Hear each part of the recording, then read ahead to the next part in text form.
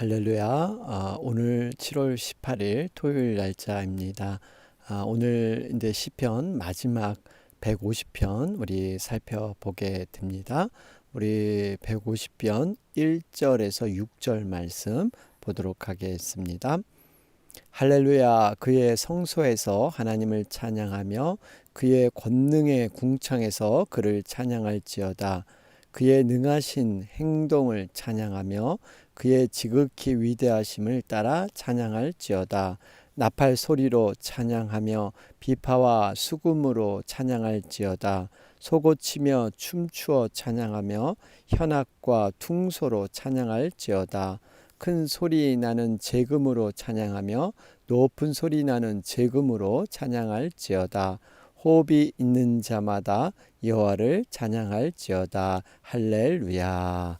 예, 우리 오늘인데 시편 150편 마치면 우리가 다음 주부터 로마서를 묵상하게 됩니다.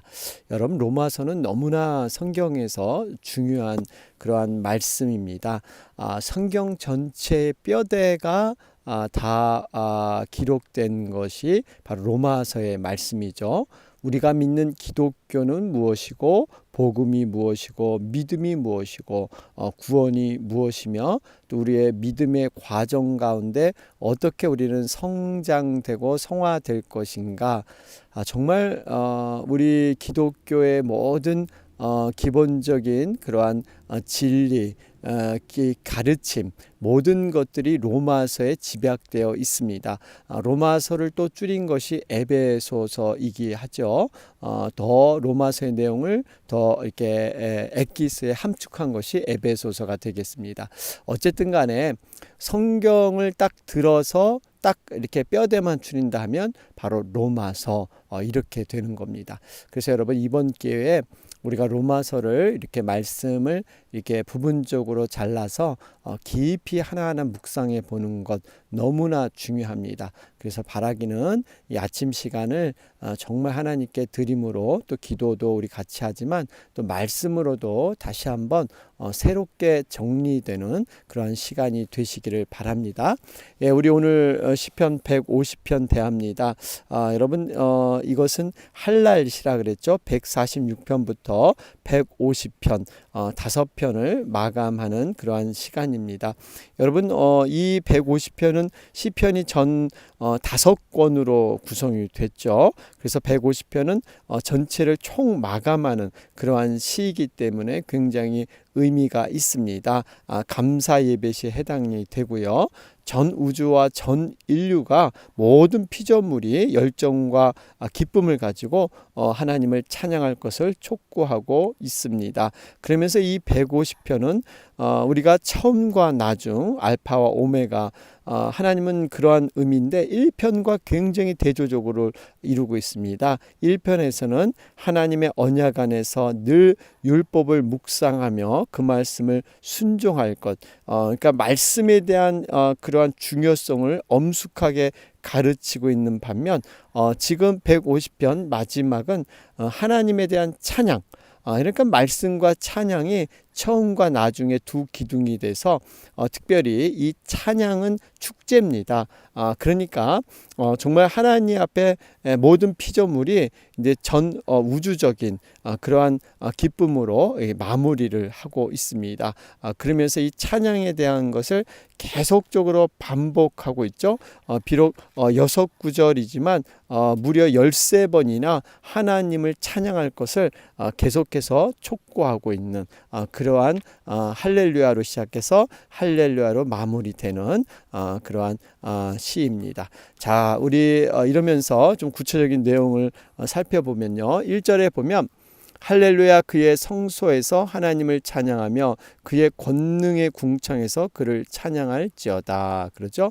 여러분, 여기서 우리가 찬양을 하는데 어디에서 찬양하냐면요, 그의 권능의 궁창입니다. 여러분, 궁창은 창세기에 등장하죠. 궁창 위의 물과 궁창 아래 물을 나누는 창조 때, 여러분, 이 궁창은 대기권 밖 우주를 가리키는 말입니다. 굉장히 광활한 공간에서 특별히 히브리어는 라키아 그러는데요. 이것은 둥근 천장을 의미하고 있습니다. 여러분, 그래서 이 권능의 궁창이라는 것은 쉽게 말하면 이 하늘의 성가됩니다. 하늘에서 정말 하나님이 거하는 그 처소에서 우리가 함께 찬양하는 이러한 정말 찬양대의 모습을 이렇게 음미해 볼 수가 있습니다. 그러면서 그냥 하는 게 아니라 여러 가지 악기를 동원해서 하죠. 3절에 보면 나팔 소리로 찬양하고 비파와 수금으로 찬양할지어다. 그러면서 여러분, 이 찬양을 드리는 이 모든 그러한 찬양 대원이라 그럴까요? 이 구성원들이 보면요, 어떤 사람들입니까? 6절에 특별히 호흡이 있는 자마다 여호와를 찬양할 것이다. 여러분, 이 호흡이 있다. 생명에 있는 모든 존재들, 짐승에서 이 가축에서 또 세상의 왕이라도 아니면 미천한 백성들, 노예들, 또 남녀노소를 통틀어서 생명에 있는 모든 만물들은 하나님을 찬양해야 될 것을 얘기하고 있습니다. 여러분, 이 앞에서 말했지만 6절밖에 되지 않지만 13번이나 하나님을 찬양할 것을 계속 강조하고 있죠. 여러분, 이것은 우리의 정말 인생 가운데 호흡이 있는 자마다 찬양이 얼마나 중요한가 하는 것을 얘기하고 있습니다. 뿐만 아니라 이렇게 정말 찬양해야 될 의무, 찬양해야 될 이러한 귀한 특권은 누구에게도 벗어날 수 없다는 거예요. 정말 어떤 자든지 이렇게 하늘의 정말 성가대가 돼서 우리가 찬양을 드려야 될 줄로 믿습니다. 여러분, 누가복음 19장에 보면요, 예수님이 낙이 타고 예루살렘에 입성하시잖아요. 무리들이 나와서 종려가지를 흔들면서 이렇게 환영하죠. 찬송하리로다 주의 이름으로 오시는 왕이여, 하늘에는 평화요, 가장 높은 곳에는 영광이로다. 정말 열광에서 하나님의 영광 돌리며 찬송을 드리는데요. 바리새인들이 여기에 이제 불평을 토론하죠. 예수님께 제자들을 좀 책망하고 그들의 입을 좀 멈추고 막아달라, 이렇게 말을 합니다. 그럴 때 예수님이 단호히 거절하세요. 그러면서 하시는 말씀이, 내가 너에게 말하노니 만일 이 사람들이 잠자면 돌들이 소리 지를 것이다. 누가복음 19장의 말씀이에요. 여러분, 이 의미는 무엇입니까? 하나님께서는 찬양받기에 합당한 분이시라는 겁니다. 이 세상의 모든 만물이 찬양받기에 합당하신 분이 바로 하나님인 줄 믿습니다. 그래서 만일 우리가 그 찬양의 사역을 감당하지 못하면 생명 없는 무생물이, 바로 돌들이 대신해서 찬양할 것이다. 여러분, 하나님께서 우리에게 귀한 사역과 어떤 직분을 주셨는데요. 이것은 우리에게 맡기신 특권이고 축복의 통로입니다. 우리가 이것을 감당하지 못하면요, 이것을 하나님은 돌려버리게 되죠. 그래서 돌들에게, 정말 돌들도 아브라함의 자손을 만들 수 있는 것이 하나님의 능력이세요. 여러분, 그렇기 때문에 우리에게 주어진 사역, 우리에게 주어진 이 직분 봉사, 얼마나 이것이 소중하고 이것을 통해서 내가 하나님 안에서 정말 축복된 은혜를 누리고 말씀 안에 있게 되는 이 사실, 여러분, 이것은 하나님을 위한 것보다 사실 우리 자신을 위한 것입니다.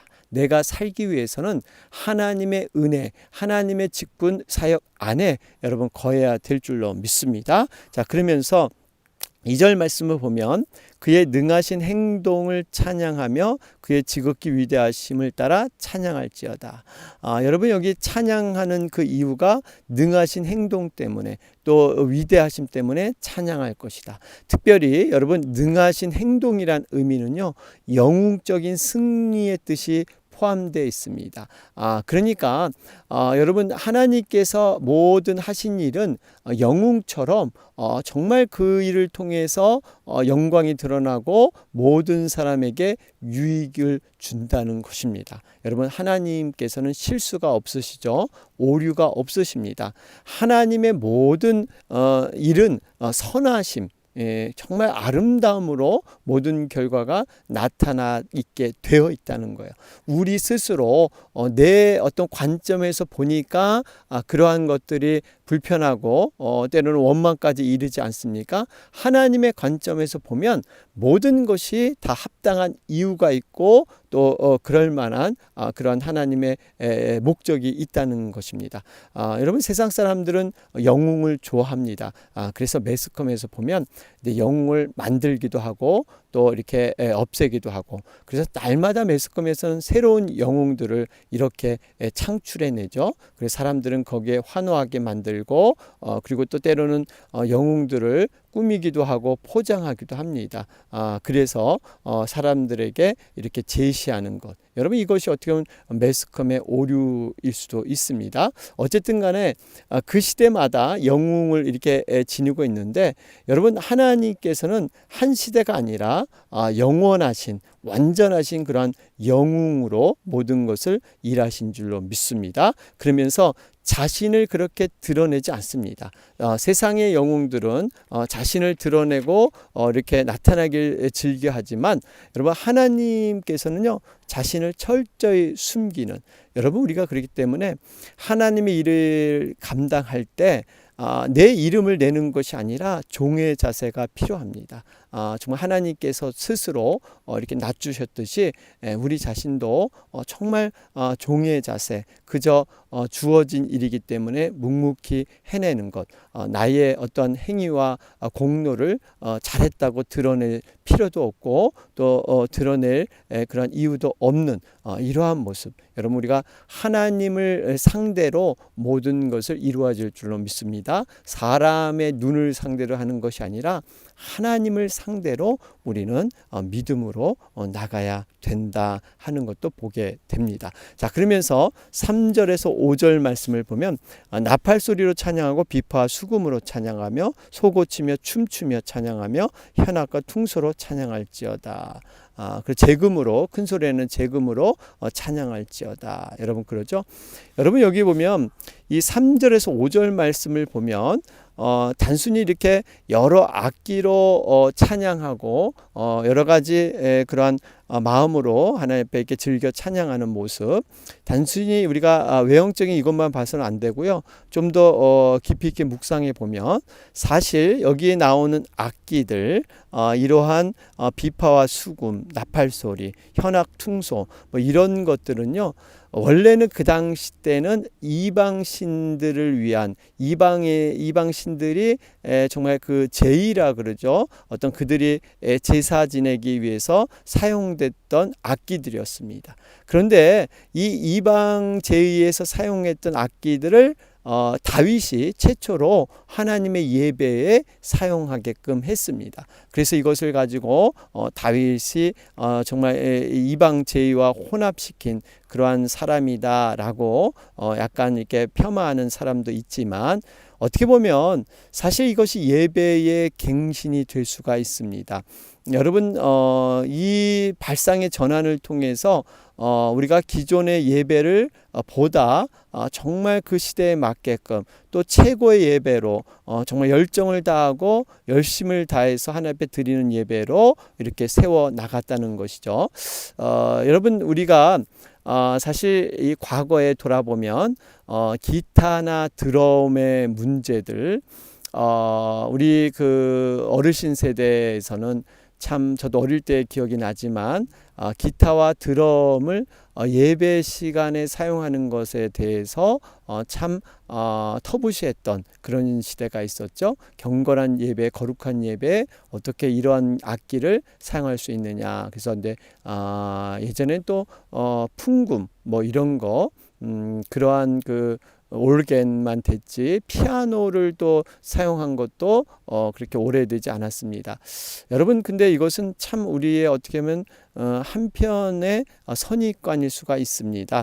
여러분, 예배는 하나님이 받으시는데요, 우리의 마음과 열심을 다해서 우리가 하나님 앞에 예배 드리는 것, 물론 이렇게 형식적인 것, 어떤 악기를 사용하고 안 되는 것, 뭐 이런 것도 굉장히 우리가 의미가 있고 또 이것도 다뤄볼 만하지만, 어쨌든 간에 이러한 여러 가지 것들을 통해서 하나님 앞에 예배를 드리는 것, 그 예배의 예배자들을 하나님 앞에 이렇게 모아서 올려드리는 것 의미가 있습니다. 그런데 더 중요한 것이 있죠. 하나는 이런 외형적인 형식, 분위기, 악기의 사용 뭐 이런 갱신도 중요하지만 더 중요한 갱신이 있습니다. 바로 우리의 내면적인 갱신입니다. 우리가 예배할 때의 마음, 개혁, 심령의 변화, 여러분 새롭게 태어나야 되는 것입니다. 여러분 신앙이라는 것은 기초적일 때는 반복되고 훈련을 통해서 우리 신앙을 연습하게 되죠. 그래서 이런 말이 있죠. 제자는 태어나는 것이 아니고 만들어지는 것이다. 계속 반복합니다. 그래서 단순, 반복, 지속. 여러분 계속해서 단순화시키고 반복해서 그 반복된 것을 지속해 나갈 때 우리의 신앙은 점점 성장할 수가 있습니다. 그런데 이러한 신앙을 살다 보면 한 가지 매너리즘이라는 습관적인 그러한 예배, 습관적인 신앙생활에 우리가 딱 붙잡힐 수가 있습니다. 여러분 여기서 한 단계 또 더 뛰어넘어야 됩니다. 내 심령을 새롭게 해야 됩니다. 우리가 매너리즘 했던 습관적인 이러한 예배는요, 자칫하면 하나님 앞에 거룩성이 잊어버리고 나의 정말 하나님 앞에 드렸던 순수성을 이렇게 잊어버리기가 쉽습니다. 여러분 이것을 회복해야 돼요. 이것을 갱신해야 됩니다. 여러분 이 갱신이 더 중요해요. 어떤 외형적인 것, 이것은 뭐 이래도 좋고 저래도 좋고, 우리가 뭐 어떤 분이 예전에 피아노를 뭐 강단 위에 올려놓느냐, 아니면 어떻게 강단이 거룩한데 피아노를 올려놓느냐, 밑으로 내려야 된다. 여러분 이것 때문에 교회가 쪼개지기도 하고 분열되기도 했죠. 여러분 이런 형식적인 것이 중요한 게 아니라 사실은 우리의 심령 속에 있는 깊은 하나님과의 만남에 이러한 모습이 더 갱신이 시급하고 중요하다는 것입니다. 여러분 우리가 정말 이 예배는 얼마나 강조해도 누누이 강조해도 정말 우리가 다시 한번 돌아보고 새롭게 해야 될 부분이 너무너무 많습니다. 여러분 예배는 축복의 근원이 바로 이 하나님의 성전에서부터 생수의 강이 흐르는 거죠. 여러분 성전에서 생수의 강이 넘쳐서 발목과 무릎과 허리와 이제 나중에는 강이 돼서 헤엄치게 되는 풍요로움, 우리 에스겔에서 나오는 말씀처럼 여러분 이 예배를 왜 우리가 잘 드려야 되고 정말 예배가 왜 중요하냐면요, 생수의 모든 강들이 그 물이 바로 예배, 그 교회와 성전을 통해서 흘러나오기 때문에 이 나온 물이 우리 가정과 자녀와 우리 개인적인 모든 삶 가운데 이렇게 흘러 들어가서 그것을 통해서 우리가 살아가기 때문입니다. 여러분 그렇기 때문에 우리가 예배 드릴 때 늘 기억해야 될 것은 아벨을 기억하면서, 아벨은 어떻게 보면 성경에 물론 계속 많은 예배를 드렸겠지만 성경에 나타나기는 정말 순전한 온전한 예배를 한번 드리고 그는 순교를 당했습니다. 바로 가인의 미움을 받고 순교했어요. 그러니까 우리가 아벨의 제사를 늘 생각하면서 내가 오늘 드린 이 예배가 나의 마지막이 될 수도 있다. 정말 내 인생의 마지막 예배다 생각을 하고 우리가 순교하는 마음으로 전심을 다해서 온 마음을 다해서 여러분 예배해야 될 줄로 믿습니다. 여러분 이 예배를 하나님은 정말 기쁘게 받으십니다. 우리의 예배의 마음의 자세, 마음의 중심, 하나님은 그걸 보세요. 여러분 사도 요한은 반모섬에서 혼자 예배를 드렸잖아요. 정말 아무도 없는데 하늘 우러러 예배를 간절히 드렸을 때 천상 하늘이 열리면서 하나님의 계시를 보면서 그가 위로를 얻습니다. 여러분 우리가 예배의 어떠한 뭐 악기나 뭐 예배 찬양과 어떠한 형식이나 뭐 여러 가지 이러한 이런 것들이 중요한 게 아니라 나와 하나님과의 관계예요.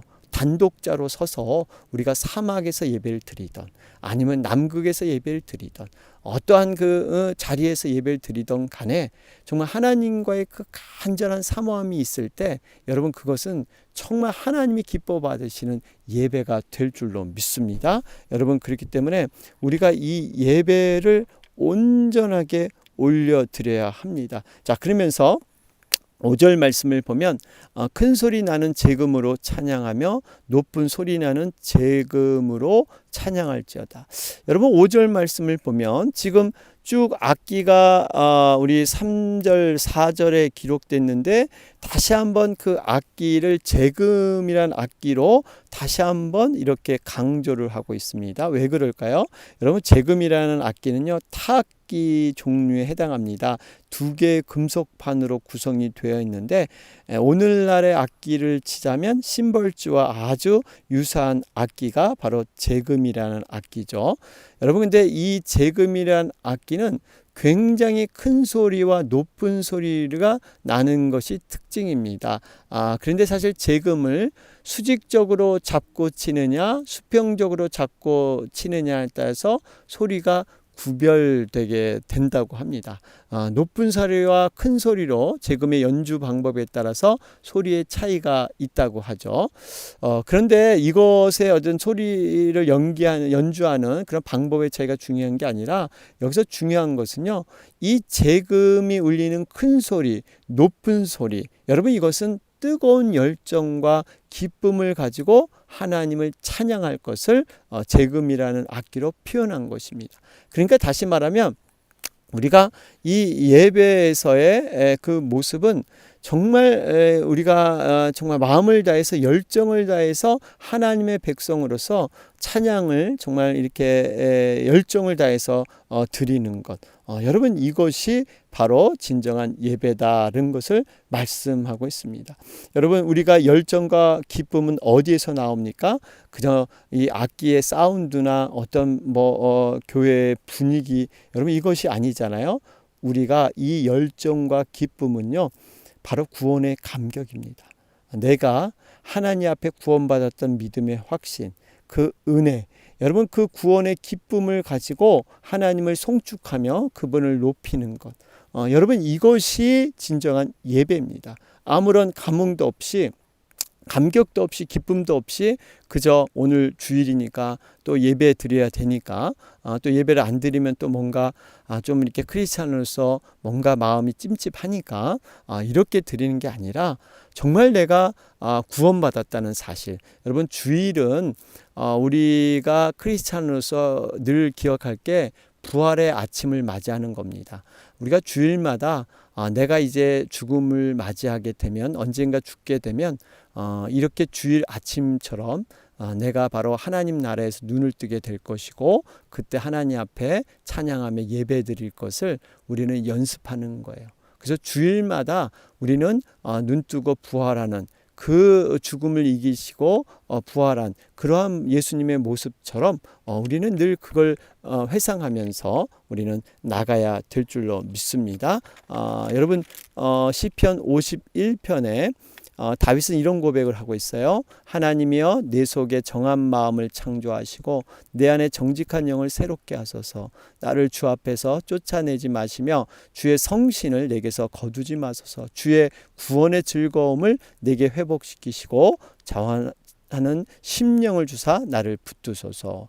여러분 다윗처럼 우리의 신앙의 현주소를 다시 한번 점검하면서 우리의 신앙을 새롭게 세우고 언제나 구원의 기쁨과 감격에 넘치는 삶, 그 감사를 근거로 우리가 찬양하며 예배하는 것, 여러분 이것을 위해서 기도해야 합니다. 정말 우리가 예배할 때마다 내게 정말 이러한 정직한 영을 통해서 성령을 통한 구원의 기쁨과 감사 이것을 붙들고 여러분 나가는 것, 이 예배를 하나님이 기뻐 받으십니다. 여러분 우리의 신앙의 회복은 예배에서부터 시작이 되고요. 예배에서 완성돼야 합니다. 그만큼 예배가 중요해요. 우리 인생의 모든 문제들은요 예배에서 그 매듭이 풀어지고 있습니다. 여러분 예배 없이는 우리 인생의 모든 난관의 문제들, 고난의 어려움들을 풀 방법이 없어요. 여러분 우리가 사실은 정말 이 예배가 회복돼야 내 신앙과 교회가 부흥하게 됩니다. 우리는 어떤 헌신하고 봉사하고 선교하고 구제 모두 다 중요합니다. 여러분 이 사역들 우리가 놓아서는 안 되는데요. 여러분 이것은 앞장서면서 진정한 예배자가 안 되면 이건 모순입니다. 진정한 예배자가 되면서 그것이 먼저 갖춰질 때 다른 것은 의미가 있는 것이지, 여러분 이것은 의미가 없는 거예요. 우리가 참 이러한 예배자로 서는 것, 어떠한 우리의 일보다 예배자로 서는 것이 먼저 선행돼야 합니다. 예배는 그만큼 중요한 거예요. 제가 이렇게 어떤 이런 지금 시사적인 얘기를 별로 잘 드리지 않는데요. 안타까운 것은 이번에 보면 근데 한국의 소식이죠. 우리 박원순 서울시장 정말 자살로 모든 인생을 마감을 했습니다. 사실 이 박원순 씨가 예전에 인권 변호사였죠. 90년대 때 직장 내 성희롱에 대해서 앞장서고 무려 그렇게 변호를 해서 굉장히 인기를 모았습니다. 당시 서울대 여교수에 대한 뭐 이러한 것이 지 않았습니까? 어쨌든 간에 정말 여성 인권에 대해서 앞장서며 정말 한국에서 너무나 귀한 사역을 했는데요. 참 그 삶을 보면 4년 동안 그 지속적인 그러한 부하 여직원에게 이렇게 성추행을 했다. 여러분 이런 것들이 지금 보도되고 있지 않습니까? 여러분 이걸 보면 굉장히 모순적인, 우리 인간은 정말 하나님을 떠나게 되면요 이렇게 모순적인 이러한 삶을 살게 됩니다. 여러분 이러한 모든 삶의 그런 조명과 이런 모든 회복이 우리가 하나님 앞에서 예배, 그 예배를 통해서 깨달아지고 예배를 통해서 이 모순이 다 잡아져 가야 된다는 것입니다. 여러분 그만큼 예배는 중요합니다. 자, 그러면서 결론이 6절에 호흡이 있는 자마다 여호와를 찬양할지어다. 여러분 이 의미는 굉장히 중요한 선포입니다. 그러니까 시편 150편의 결론이에요. 그 많은 시편, 어떻게 보면 우리 그 중간, 성경의 중간에서 많은 분량을 차지하는 그 시편, 그 말씀의 결론이 호흡이 있는 자마다 여호와를 찬양할지어다. 여러분 시편이 뭐라 그랬어요? 인간의 희노애락, 정말 슬픔, 감사, 기쁨, 고난, 여러 가지 이 감정의 억울함, 정말 이런 힘든 그런 인생의 삶들, 모든 삶을 총망라해서 결론이 호흡이 있는 자마다 여호와를 찬양하는 것입니다. 여러분 이 의미는 하나님은 우리의 어떤 형편을 뛰어넘어서 하나님은 선하시고 하나님은 완벽하시기 때문에 우리는 그저 하나님의 그 모든 일 앞에 우리는 순응하면서 그분인 신실하시고 선하심을 찬양하는 것, 이것만이 우리 인간이 할 수 있는 그러한 결론이다. 그러니까 시편 150편의 결론이 바로 오늘 6절 말씀인 것입니다. 여러분 오늘 말씀 다시 한번 우리가 새기면서 여러분 시편을 잘 마무리하시고 로마서로 우리가 다시 한번 말씀의 은혜로 함께 들어가는 우리가 되었으면 좋겠습니다. 토요일 날짜입니다. 여러분 몸된 교회를 위해서, 특별히 내일 예배를 위해서 여러분 간절히 기도해 주시고요. 또 우리 코로나 사태 회복과 영혼들을 위해서 기도해 주시기 바랍니다. 우리 다 같이 기도드리겠습니다.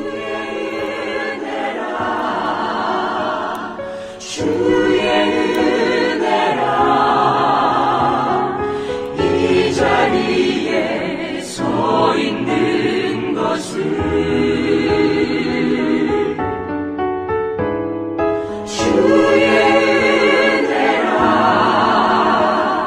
주의 은혜라. 이 자리에 서 있는 것을